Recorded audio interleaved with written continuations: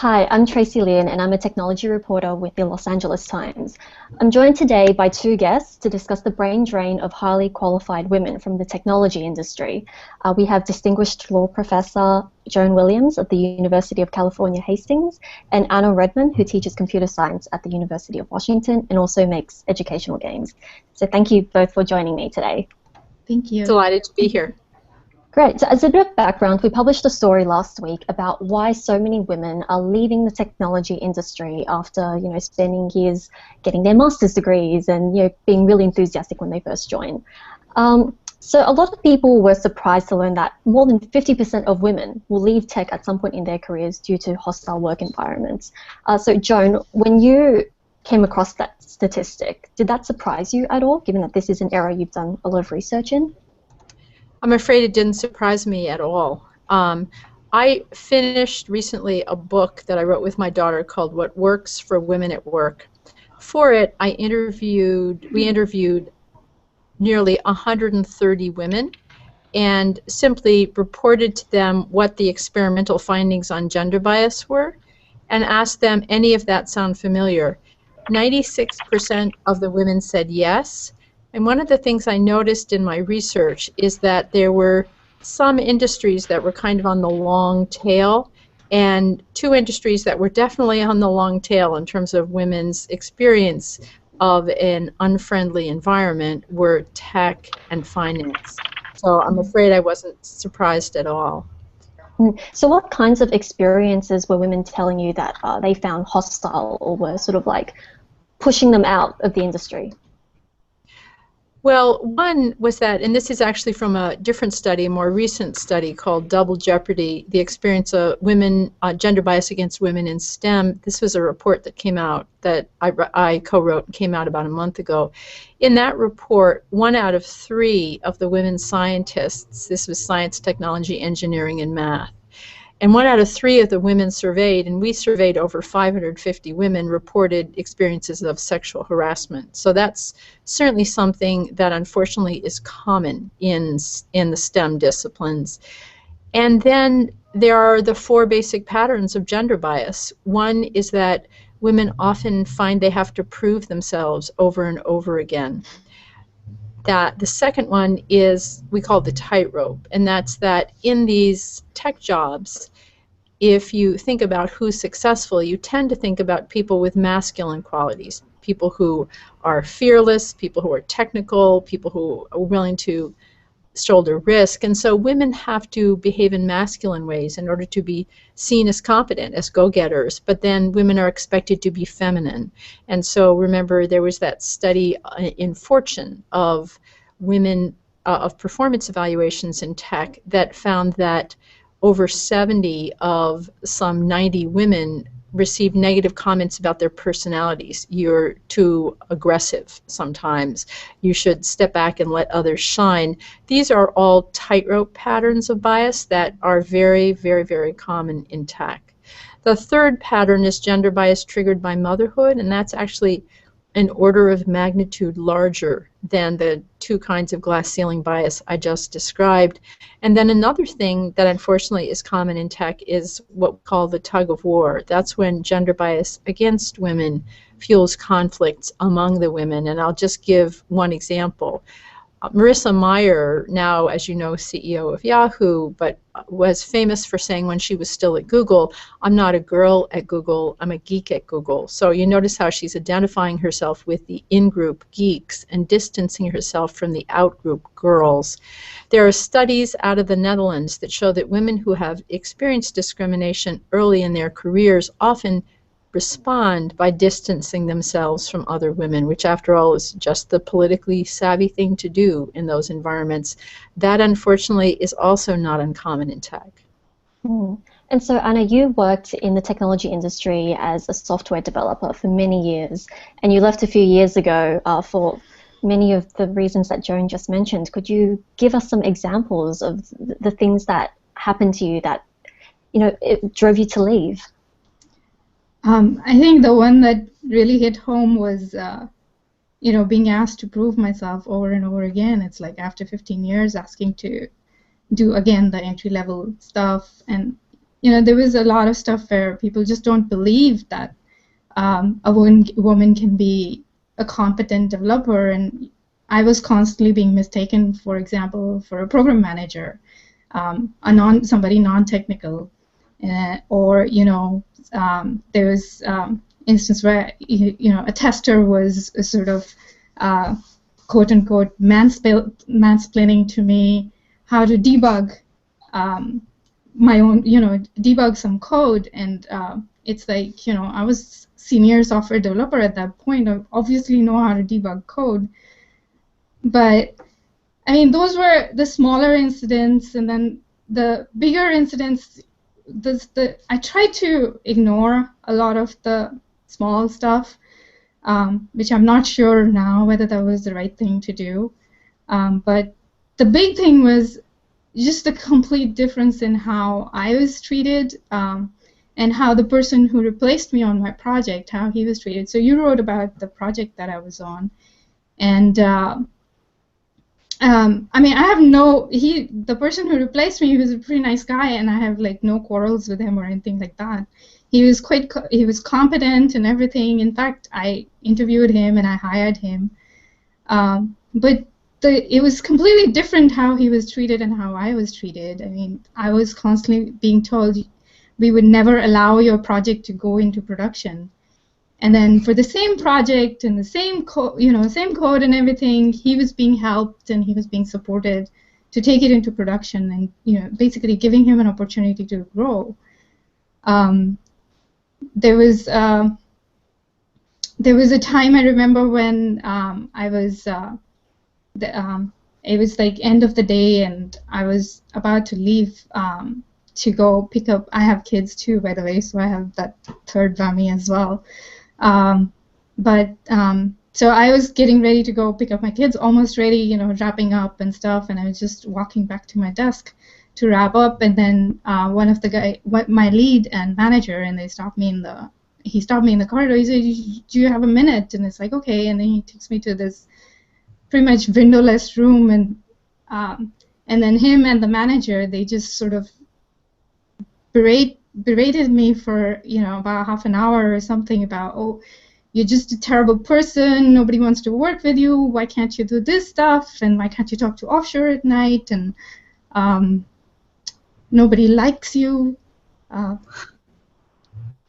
I just got out because I had to finally go get my kids, and then It sounds really, really painful, Anna. It sounds really, really painful.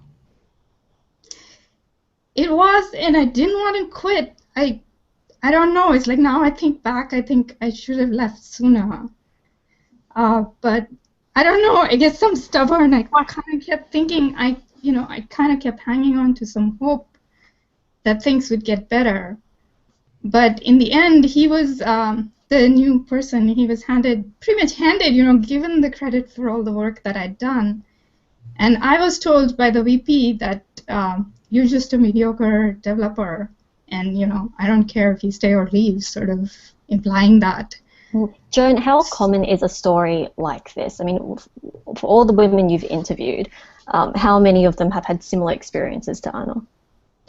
Well, I'm afraid it's not very unusual. And one of the things I want to say is that we devoted actually 2 chapters of the What Works for Women book on when to leave, because it's not uncommon that women like Anna, who've had those kinds of experiences, sort of think, I should have left earlier, or maybe I could have done something different. And so I think it's really important to give women some very concrete guidance is if you're having these kinds of problems, because she named both prove it again problems of a very common type where women are assumed not to have technical capabilities, or even if they're developers and they've shown their chops, they have to prove themselves over and over and over and over again.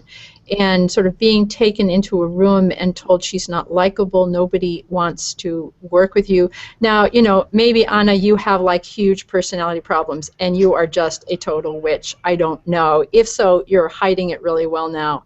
But it's not at all uncommon for women who are in what are seen as traditionally masculine roles to be seen as very unlikable. And one of the things that the Double Jeopardy study found is that women who are Latinas, and I don't know, are you a Latina or? No, no, I'm Asian. Okay, an Asian. Well, actually, this tightrope, this tightrope where women are seen as too masculine to be likable and too feminine to be competent. What the Double Jeopardy study found is that Asian American women have to negotiate an even tighter space than white women do. They were much, much more likely, these Asian American women, to report pressure to behave in feminine ways, and they were much, much more likely to report pushback if they didn't. And, you know, all of this is the kinds of things that Anna experienced, and I think it's really important for women to have sort of a protocol to follow to decide whether to leave, or what are the things you should try before you leave, and then when you leave, not to blame yourself, because, you know, none of us is perfect. Anna, you're not perfect. I'm not perfect. But the guys aren't perfect either. And as you point out, they often have quite different experiences in these workplaces. So some of the comments we received on our story were from people in the tech industry, both men and women, who said it's not an issue of sexism. The tech industry is hard on everyone.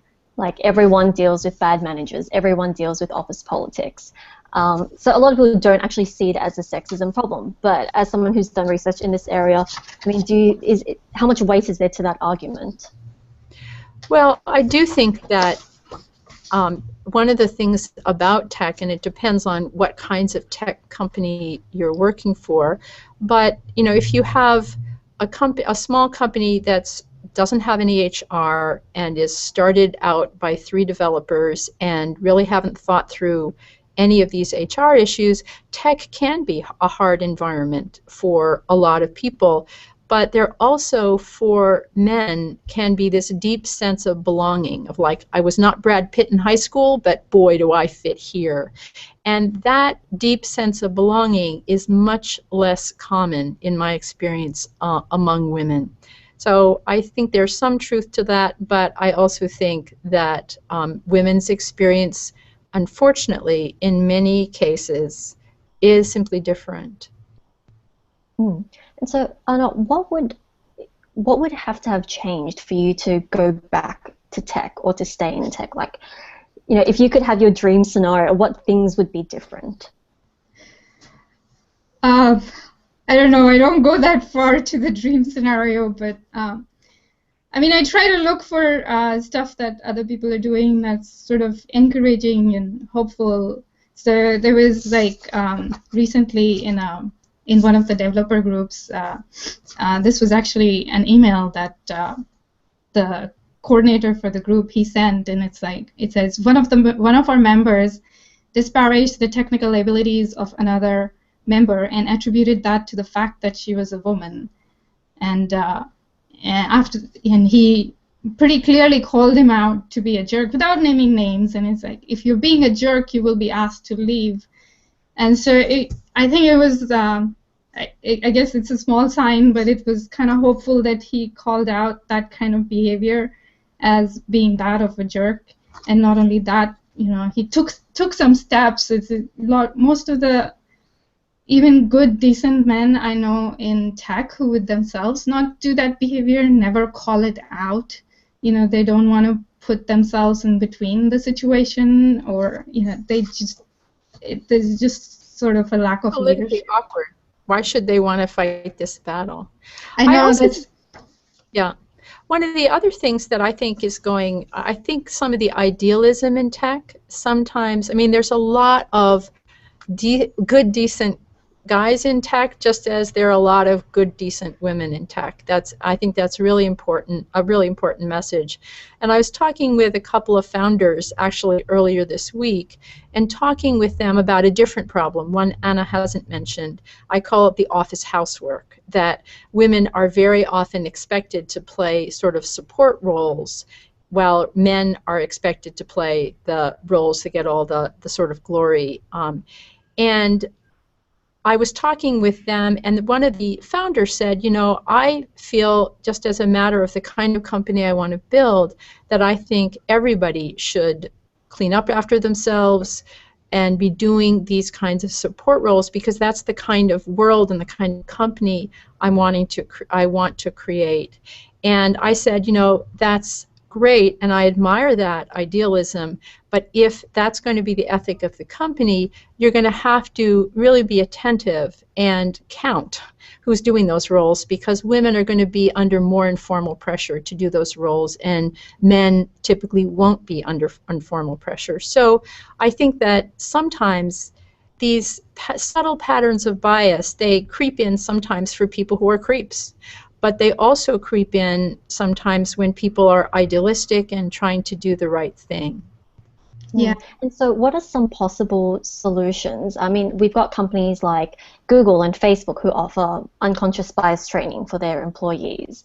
So these are workshops to make people aware of when they're, you know, I guess exhibiting biased behavior.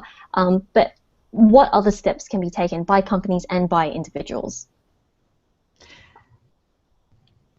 I recently gave a tech talk, and actually that same developer group, and it was some time back, and then there was this woman who was there with her 9-year-old daughter, and she's like, she herself was not technical, but her daughter was very interested in math and science, and she's like, I just had to bring her to see your talk because I just want her to know that she can do this too, you know, or it's a possibility for her when she grows up. And so, you know, I talk about the issues I faced as a woman in tech, but I'm kind of way past the point of no return, and I realize that, you know, even if I talk about it, it's not going to change what happened in the past. But if we, you know, and it's going to take a lot of people, but if we can provide the leadership and support to all the women in tech who are now facing, you know, there are lots of young women in tech that I talk to, and they're now facing and sort of bearing the brunt of the worst of the tech culture. If we can provide, and it takes both men and women to provide that leadership and support, then maybe, you know, just maybe the 9-year-olds won't have to deal with the same culture when they grow up. Yeah, I mean, I've articulated I articulated in the October issue of the Harvard Business Review a new model of organizational change. It's called Hacking Tech's Diversity Problem, and it's really a 4-step model, and it's very concrete. You start from these 4 patterns of gender bias. The 4 patterns of gender bias are basically based on a literature review of several hundred studies of gender bias going back 40 years. Some of these patterns have been documented over and over again.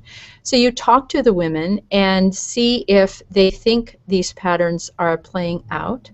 If you find that they do think some of them are playing out, then you develop an objective metric to measure it, to see if it's actually happening.